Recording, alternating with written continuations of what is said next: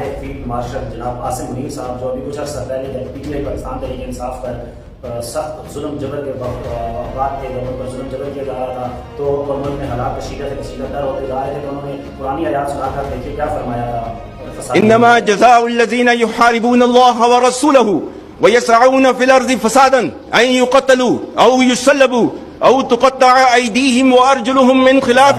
او ينفوا من الارض ذلك لهم خزي في الدنيا ولهم في الاخره عذاب عظيم۔ اور اس کا ترجمہ ہے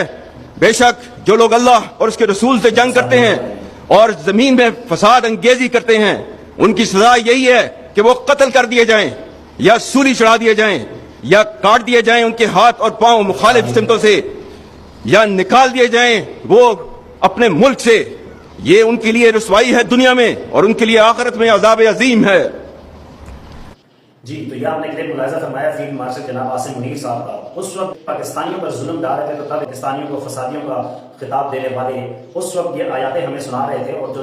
یہ آیاتیں سنانے والے جب آج ایران کمزور ہو رہا ہے اور اسرائیلیوں کا مقابلہ کر رہا ہے اور ان کو کمزور کیا جا رہا ہے، ایرانیوں کو، ساتھ فلسطینیوں کا آپ کو حال پتہ ہی ہے، تو ایسے حالات ایسے واقعات میں یہ خود جا کر یہودیوں کے ساتھ خفیہ ملاقاتیں کرنے میں